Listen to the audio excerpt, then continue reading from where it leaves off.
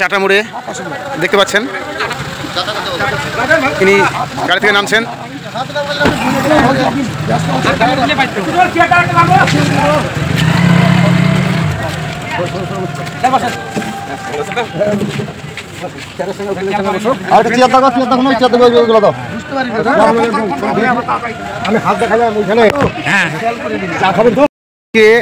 এই রাস্তায় ভরতপুরের এমএলএ সাহেব যাচ্ছিলেন, হুমায়ুন কবির সাহেব। উনি চাটরা মোড়ে এখন বর্তমানে বসে আছেন, খুব পরিচিত আমাদের এখানকার মানুষের। তো স্যারের কাছে কিছু প্রশ্ন। আচ্ছা, বাবরি মসজিদের যে আমরা শুনছি বা দেখছি আপনার ভিডিও, আপনার কথা, তো বাবরি মসজিদ বিষয় নিয়ে, বাবরি মসজিদ কি আদেও হচ্ছে না শুধু এমনি ধরেন এই ফেসবুকে যা দেখছি তাই? ইনশাল্লাহ বেলডাঙ্গাতে জমি খরিদ করে সেখানে একটা বাবরি মসজিদ তৈরি করার জন্য শিলান্যাস করা হবে 6 ডিসেম্বর। এই 6 ডিসেম্বরটা কেন ঠিক করা হয়েছে, অনেকেই অবগত আছে যে 1992 সালের 6 ডিসেম্বর এক শ্রেণীর উগ্র হিন্দু করসেবক তারা অযোধ্যায় যে 464 বছর আগে বাবরের প্রধান সেনাপতি মীর বাকি তিনি একটা বাবরি মসজিদ অযোধ্যার মাটিতে, ইউপির অযোধ্যার মাটিতে তৈরি করেছিল। সেটা 1986 সালে রাজীব গান্ধী প্রধানমন্ত্রী থাকাকালীন সেটাকে বন্ধ করে দেওয়া হয়, তালা বন্ধ করে দেওয়া হয়। কিছু লোক অভিযোগ করে বাবরি মসজিদটার বাবর করেছে, বাবর নাকি বিদেশি। বাবর লোদি, ভারতবর্ষের লোদি যখন সম্রাট ছিলেন তাকে আক্রমণ করেছিল, তাই একজন আক্রমণকারী মসজিদ করে গেছে। সেই মসজিদ কিছু লোকের আপত্তি, তাই সেখানে তালা মারা হয়েছিল 1986 সালে। সেটা বন্ধ ছিল।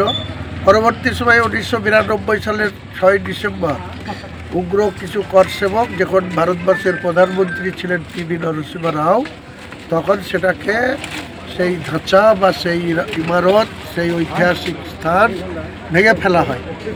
এবার অনেকে প্রশ্ন করছে যে আপনি এতদিন পরে কেন করছেন? আপনারা জানেন যে এই ধাঁচা ভেঙে ফেলার পর ওখানকার হাইকোর্ট, লোয়ার কোর্ট, সর্বোচ্চ সুপ্রিম কোর্ট পর্যন্ত কেস চলে। সেই কেসের একটা ভ্যাটিক বা জাজমেন্ট 2019 সালে সামনে আসে। সেখানে বিচারপতিগণ, সুপ্রিম কোর্টের বিচারপতিগণ রায় দেয় যে ওখানে নাকি রামলীলা, মানে রামের জন্ম হয়েছিল যে জায়গায় বাবরি মসজিদ আছে, তার কোনো প্রমাণ ছাড়াই সুপ্রিম কোর্ট যেহেতু সর্বোচ্চ ন্যায় আদালত, এনারা বলে দেয় যে এখানে রামের জন্মভূমি হয়েছিল, কাজেই বাবরি মসজিদ যারা ভেঙেছে তাদের ওখানে আর বাবরি মসজিদ গড়া যাবে না, ওখানে রাম মন্দির হবে। 2019 সালের রায়ে সুপ্রিম কোর্টের, সেখানে যেমন রামলীলাকে ওই জায়গায় রাম মন্দির করতে দিয়েছে, সেটা রাম মন্দির হয়ে গিয়েছে। 2024 সালের 22শে জানুয়ারি প্রধানমন্ত্রী সেটাকে ওপেনিং করেছে, উদ্বোধন করেছে। তা নিয়ে তো আমরা কোনো মুসলমানরা, না অযোধ্যার মুসলমানরা, না মুর্শিদাবাদের মুসলমানরা, না ভারতবর্ষের কোনো মুসলমান কিন্তু সেটার বিরোধিতা করেনি বা আমরা করছি না। কিন্তু যে বাবরি মসজিদকে হিন্দু হিন্দুবাদ বা সেবকরা এইভাবে ভেঙে দিল, রিমুভাল করে দিল, হিন্দিতে যেটা তোড় দিয়া বলা, তো ভেঙে দেওয়ার পরে হঠাৎ করে অনেককে প্রশ্ন করছেন যে 2025 সালে এসে কেন আপনি বলছেন। আমরা অপেক্ষায় ছিলাম যে সুপ্রিম কোর্ট যে ভ্যাটিক দিয়েছিলেন, যে রায় দিয়েছিলেন, সেই রায়ে বলেছিল যে বাবরি মসজিদের দোসরা জায়গায় স্থাপন করার জন্য উত্তরপ্রদেশের সরকারকে ল্যান্ড দিতে বলেছিল, জমি দিতে বলেছিল। সেখানে 5 একর বা 7 একর জমি দেওয়ার জন্য সুপ্রিম কোর্ট রায়ে বলেছিল।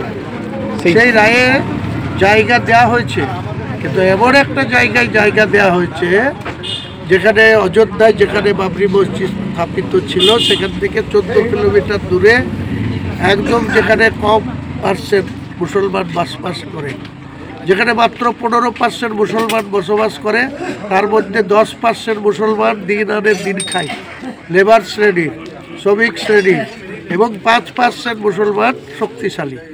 আমার মতো লোক মুর্শিদাবাদে যখন বাবরি মসজিদ করতে চাইছি, শিলান্যাস করতে চাইছি, আমার মাথার দাম দেওয়া হয়েছে 1 কোটি টাকা, যে ওর শেয়ার কেটে নিয়ে চলে আসো।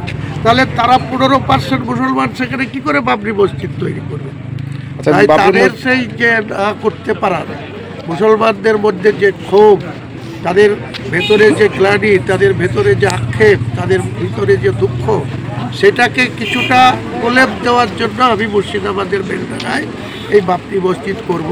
তাতে কার কি ফাটলো, কার কি জ্বললো, তাতে আমার কিছু যায় আসে না। আচ্ছা, এর সঙ্গে কি কোনো রাজনৈতিক কোনো সম্পর্ক বা কিছু? রাজনীতির সাথে কি সম্পর্ক আছে? রাজনীতি সবাই করছে, করবে, আমিও করছি, তাহলে করবো। ধর্মীয় আপনার যে মসজিদ, সেখানে রাজনৈতিক কোনো সম্পর্ক নেই? কোনো সম্পর্ক নাই। সেটাই।